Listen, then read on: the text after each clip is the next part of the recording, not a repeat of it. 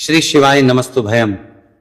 दोस्तों, जैसा कि आप सभी लोग जानते हैं कि 19 मई 2026 यानी मंगलवार को पड़ रही है पुरुषोत्तम मास की ज्येष्ठ शुक्ल पक्ष वरद चतुर्थी व्रत। और दोस्तों, यह वह तिथि है जो पुरुषोत्तम मास में पड़ने वाली सबसे बड़ी तिथि है, क्योंकि यह मंगलवार के दिन पड़ रही है और इसका बहुत ही बड़ा और विशेष महत्व होता है। पूज्य गुरु जी ने कहा है कि अगर कभी भी मौका लग जाए और पुरुषोत्तम मास की चतुर्थी तिथि मंगलवार को पड़ जाए तो आप लोगों को एक छुटकी काला तिल वाला उपाय तो अवश्य ही करना चाहिए। इन दोनों का संयोग बहुत ही कम आता है। इसी के साथ में गुरु जी ने अपनी शिव पुराण कथा में बताया है कि इस दिन आपको एक छुटकी काला तिल वाला उपाय तो आपको अवश्य ही करना चाहिए, क्योंकि ऐसा दिन पूरे साल में सिर्फ एक ही बार आता है। और दोस्तों, आप सभी लोग जानते हो कि मंगलवार चतुर्थी तिथि का अगर सबसे बड़ा कोई उपाय है तो वह एक छुटकी काला तिल वाला उपाय है। तो दोस्तों, मंगलवार चतुर्थी तिथि के दिन आप लोगों को इस एक छुटकी काला तिल वाला उपाय को जरूर करना है।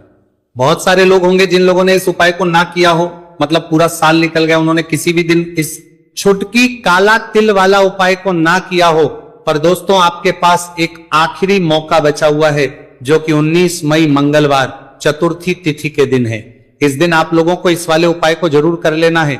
भले ही आपने पूरे महीने भर इस उपाय को ना किया हो, पर अगर आपने इस महीने के मंगलवार चतुर्थी तिथि के दिन अगर इस वाले उपाय को कर लिया तो आपको इस उपाय को करने का वह फल मिलेगा जिसकी आपने कभी कल्पना भी नहीं करी होगी। इसीलिए आप लोग इस वाले उपाय को एक बार जरूर कर लेना है, ताकि आप लोगों के हाथ से यह मौका ना जा सके और आपको इस उपाय को करने का फल मिल सके। दोस्तों, यह उपाय पंडित जी ने अपनी अभी की ही श्री शिव महापुराण की कथा में बताया है। उपाय को आज हम आपको बहुत अच्छे से समझाने वाले हैं। इस वीडियो को देखने के बाद इस उपाय को समझने के लिए आपको कोई और वीडियो को देखने की जरूरत नहीं पड़ेगी। तो चलिए दोस्तों, उपाय को शुरू करते हैं। देखिए, यह इस पुरुषोत्तम मास के मंगलवार चतुर्थी तिथि के दिन यह इतना खास होता है, इतना महत्वपूर्ण होता है। देखा गया कभी कभी बड़े बड़े पूजा पाठ अनुष्ठान से जो मनोकामना पूर्ण नहीं होते, वह पुरुषोत्तम मास की मंगलवार चतुर्थी तिथि के दिन एक छोटे से उपाय करने से ही आपकी मनोकामना पूर्ण होए। और बहुत सारे लोगों ने इस उपाय को किया भी है और उनको इस उपाय को करने का फल भी जरूर मिला है। अगर आप लोग भी इस उपाय को करना चाहते हैं तो आप इस उपाय को पहले अच्छे से समझ लेना, सुन लेना, उसके बाद करना। आपको इस उपाय का फल जरूर मिलेगा और इस उपाय को कर लेने से आपके घर में चाहे किसी भी प्रकार की दुहक और समस्या क्यों ना चल रही हो, आपको उसका कारण भी नहीं पता है कि भाई ये समस्या किस कारण से चल रही। उसका कुछ भी कारण हो सकता है, जैसे पितृदोष हो सकता है या किसी भी तरह का मंगल दोष भी हो सकता है। तो इस दिन आप लोगों को ये वाला उपाय कर लेना है।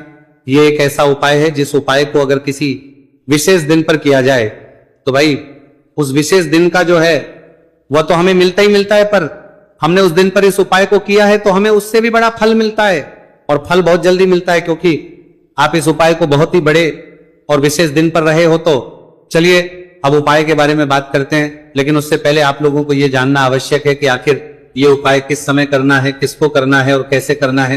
तो चलिए हम आगे आपको वीडियो में एक एक करके बता देते हैं। लेकिन उससे पहले अगर आप लोग हमारे चैनल पर पहली बार आए हैं या फिर मेरी आवाज आज पहली बार सुन रहे हैं तो हमारे चैनल को सब्सक्राइब जरूर कर लेना और इस वीडियो को लाइक करके कमेंट बॉक्स में श्री शिवाय नमस्तुभयम ओम नमः शिवाय जरूर टाइप कर देना।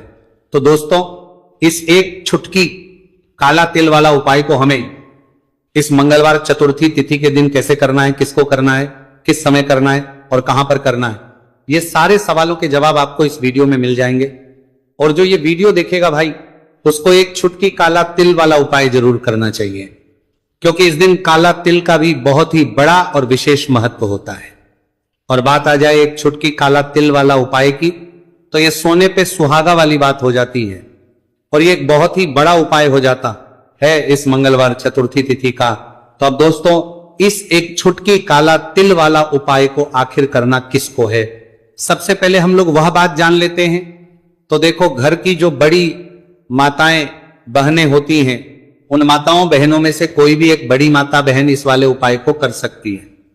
और दोस्तों, अगर आप तो अपने घर में से सभी सदस्यों को भी इस उपाय को करवा सकते हैं, अगर किसी व्यक्ति की खुद की कोई मनोकामना है, खुद की कोई दुख और परेशानी है जो कि वो अपने लिए ही करना चाहता है, इस वाले उपाय को तो वो खुद अपने लिए भी कर सकता है। बाकी अगर कोई घर में से ऐसा है जो कि अपने पूरे घर परिवार की सुख और शांति के लिए ये वाला उपाय करना चाहता है, तो भाई वो भी कर सकता है, उसमें भी कोई दिक्कत वाली बात नहीं है।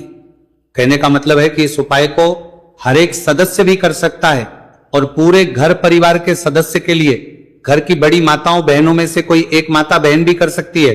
माताएं बहनें अगर घर में उपस्थित ना हो या वो ये वाला उपाय ना कर पा रही हो, तो फिर घर का कोई बड़ा सदस्य भी इस एक छुटकी काला तिल वाला उपाय को कर सकता है, चाहे फिर वो पुरुष ही क्यों ना हो, उसमें कोई भी दिक्कत वाली बात नहीं है। उसके बाद में दोस्तों जो अगला प्रश्न निकल आता है वो यह आता है इस उपाय को लेकर कि आखिर इस उपाय को हमें किस समय करना है, सुबह के समय करना है कि शाम के समय करना है।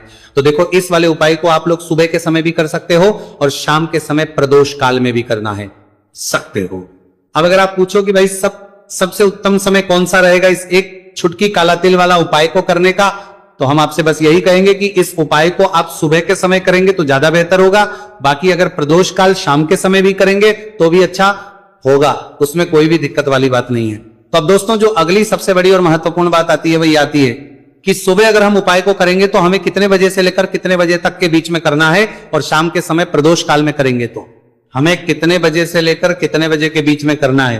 तो देखो, सुबह जितनी जल्दी हो सके आप उपाय को करने की कोशिश करना कि अगर किसी कारणवश लेट भी हो जाओ, थोड़ी देर भी हो जाए, तो 10 या 11 बजे तक भी आप उपाय कर लेना, पर 12 बजे से ज्यादा देरी ना हो, ठीक है, इस बात का ध्यान रखना।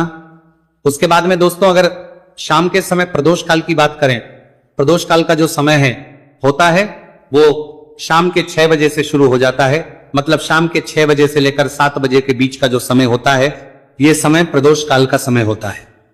तो आप उपाय को 7 या 8 बजे के बीच में भी कर सकते हो, मतलब शाम के 6 बजे से रात 8 बजे के बीच में आप कभी भी इस वाले उपाय को कर सकते हो, उसमें कोई भी दिक्कत वाली बात नहीं है। देखिए, यदि आपके जीवन में संकट बहुत ही अधिक चल रहे हो, समस्याएं बहुत ही अधिक चली हो, एक एक रूप खर्च करने आपको बस ओढ़ रहा है, भूमि से जुड़ी हुई कोई भी समस्या हो, या फिर आपके विवाह से जुड़ी हुई कोई भी समस्या हो, या आपके व्यापार से जुड़ी हुई कोई भी समस्या हो, तो आपकी ये सारी समस्या इस मंगलवार चतुर्थी तिथि के दिन समाप्त होने वाली है।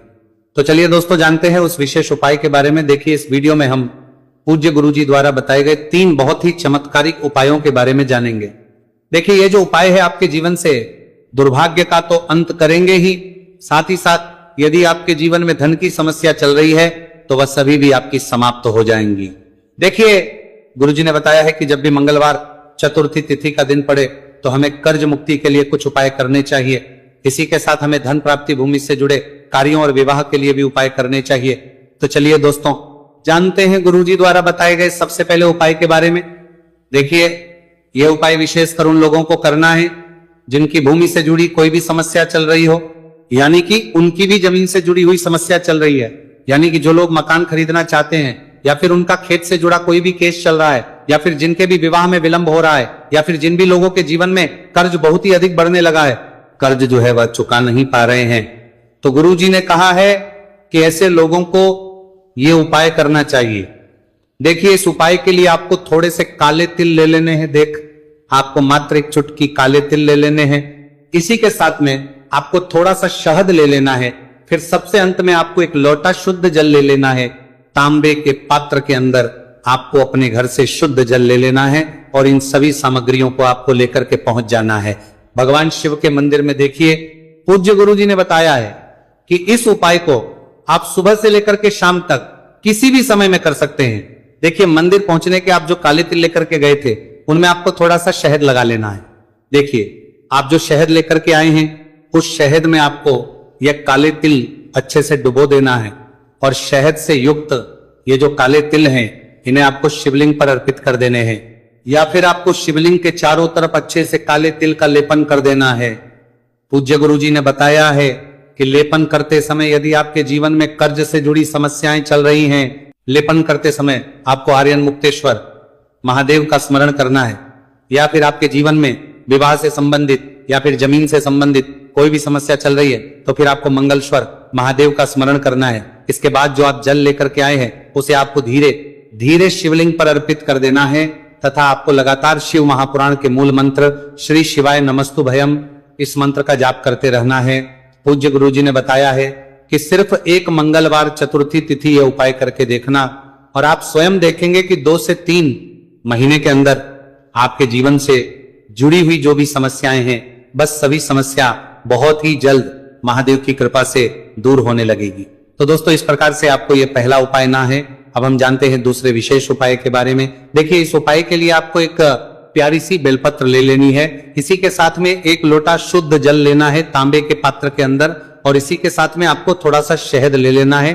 देखिए मंगलवार का दिन है और मंगलवार चतुर्थी तिथि के दिन यदि हम शहद का उपाय करते हैं तो इससे महादेव हमसे बहुत ही अधिक प्रसन्न होकर के हमारी मनोकामना को परिपूर्ण करते हैं। देखिए दोस्तों यदि आपको बेलपत्र नहीं मिल पाती है तो आप भगवान शिव के शिवलिंग पर जो बेलपत्र छड़ी हुई होती है उसे शुद्ध जल से धो करके उसका उपयोग कर सकते हैं। तो इन सभी सामग्रियों को आपको भगवान शिव के मंदिर में लेकर के पहुंच जाना है। गुरु जी ने कहा है कि इस उपाय को भी आप सुबह से लेकर के शाम तक किसी भी समय में कर सकते हैं। देखिए मंदिर पहुंचने के बाद आपके पास जो एक बेलपत्र है और बेलपत्र की जो सबसे बड़ी वाली पत्ती होती है और उसकी जो चिकनी साइड होती है उस पर आपको अच्छे से शहद का लेपन कर देना है। यानी कि बेलपत्र की बड़ी वाली पत्ती पर पूरी ही पत्ती पर अच्छे से शहद लगा देना है। अब देखिए ये जो बेलपत्र है इसे आपको अपने सीधे हाथ की हथेली पे रखना है और आपके जो भी कार्य अटक रहे हैं। देखिए बहुत से लोग ऐसे होते हैं जो अपने नौकरी को प्राप्त करने के लिए सालों से तैयारी करते हैं लेकिन उनको नौकरी नहीं प्राप्त हो पाती है। बहुत से ऐसे लोग होते हैं जो बहुत ही मेहनत करते हैं, धन भक्ति के लिए बहुत अधिक प्रयास करते हैं लेकिन फिर भी उनको धन प्राप्त नहीं हो पाता है। तो गुरु जी ने बताया है कि जब भी आपको अपने कार्यों में सफलता ना मिले तो फिर आपको मंगलवार के दिन इस उपाय को अवश्य करना चाहिए। देखिए अब आपको जिस भी कार्य में सफलता प्राप्ति करनी उस कार्य को सफल बनाने के लिए आपको महादेव से प्रार्थना कर लेनी है और फिर ये जो एक बेलपत्र है इसे आपको भगवान शिव के शिवलिंग पर अर्पित कर देनी है। देखिए बेलपत्र की चिकनी साइड जिस पर आपने शहद लगाए हैं वह शिवलिंग से स्पर्श रहेगी और इसकी जो डंडी है वो आपको जलाधारी की ओर रखनी है। इस प्रकार से आपको यह बेलपत्र अर्पित कर देनी है।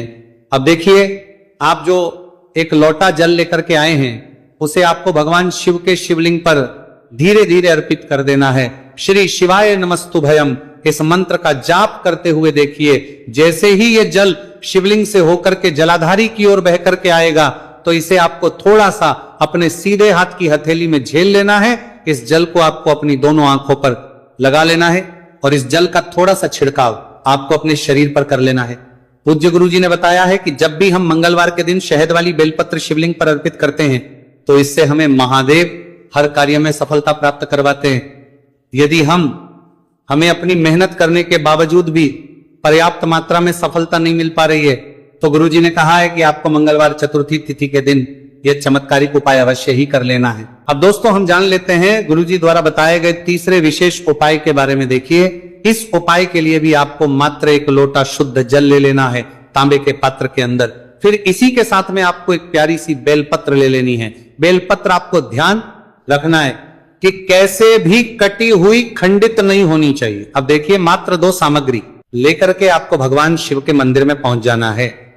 पूज्य गुरुजी ने बताया है कि यह उपाय विशेषकर उन लोगों को करना है जिनकी कोई भी विशेष मनोकामनाएं जो कई दिनों से परिपूर्ण नहीं हो पा रही है, चाहे वह विवाह से संबंधित हो, नौकरी से संबंधित हो, व्यापार से संबंधित हो, चाहे किसी भी प्रकार की मनोकामना है जो परिपूर्ण नहीं हो पा रही है तो उसके लिए आपको यह उपाय करना है। देखिए इस उपाय को भी आप सुबह से कि शाम तक किसी भी समय में कर सकते हैं। देखिए मंदिर पहुंचने के बाद सबसे पहले तो आप बेलपत्र लेकर के आए हैं, उसे आपको अपने सीधे हाथ की हथेली पर रखना है और आपको महादेव से प्रार्थना करनी है कि हे मेरे महादेव, मेरी ये जो मनोकामनाएं बहुत दिनों से अधूरी है, मैंने कई प्रकार के उपाय कर लिए हैं, कई प्रकार के व्रत कर लिए हैं, लेकिन अभी तक मेरी मनोकामना परिपूर्ण नहीं हो पाई है, तो उस मनोकामना को परिपूर्ण करने के लिए प्रार्थना करनी है और यह एक बेलपत्र आपको शिवलिंग पर अर्पित कर देनी है। देखिए बेलपत्र की जो चिकनी साइड है वह शिवलिंग से स्पर्श रहेगी और इसकी जो है वो आपको जलाधारी की ओर रखनी है। इस प्रकार से आपको यह बेलपत्र अर्पित कर देनी है। इसी प्रकार से आपको ये बेलपत्र अर्पित करनी है। अब देखिए, आप जो एक लोटा शुद्ध जल लेकर के आए हैं, इसे आपको धीरे धीरे शिवलिंग पर अर्पित कर देना है। इस मंत्र का जाप करते हुए देखिए, जल अर्पित करते हुए आपको कम से कम 11 बार श्री शिवाय नमस्तु भयम या फिर ओम नमः शिवाय इस मंत्र का जाप कर लेना है। पूज्य गुरु जी ने बताया है कि जो भी व्यक्ति 19 मई मंगलवार चतुर्थी तिथि के दिन शिवलिंग के सामने इस उपाय को करता है तो उसकी जो भी मनोकामना है वो महादेव की कृपा से निश्चित ही परिपूर्ण हो जाती है।